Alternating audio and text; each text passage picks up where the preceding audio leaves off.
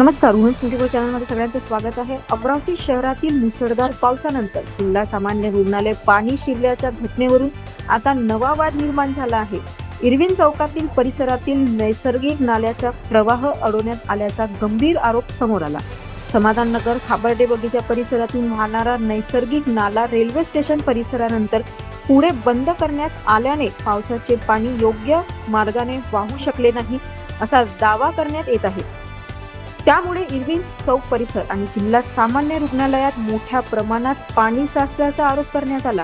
काही स्थानिक नागरिकांनी आणि सामाजिक कार्यकर्त्यांनी असा आरोप केला की विकास कामे आणि बांधकामादरम्यान नैसर्गिक नाल्याचा प्रवाह बाधित झाला असून याची सखोल चौकशी होणे आवश्यक आहे.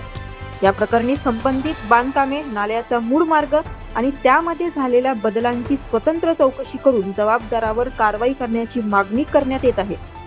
मात्र या आरोपाबाबत प्रशासन किंवा संबंधित संस्थांकडून अद्याप अधिकृत प्रतिक्रिया आलेली नाही. त्यामुळे या प्रकरणातील वस्तुस्थिती चौकशीनंतरच स्पष्ट होणार आहे. आता प्रशासन या गंभीर आरोपाची दखल घेऊन चौकशीचे आदेश देते का आणि भविष्यात अशा पूरस्थितीला रोखण्यासाठी कोणती उपाययोजना केली जाते याकडे अमरावतीकरांचे लक्ष लागलेले आहे. या संपूर्ण प्रक्रियामध्ये तुमचे मत काय आहे आम्हाला कमेंट बॉक्समध्ये नक्की सांगा आणि अशाच घडामोडीसाठी बघत रहा उमेश 24 चॅनल.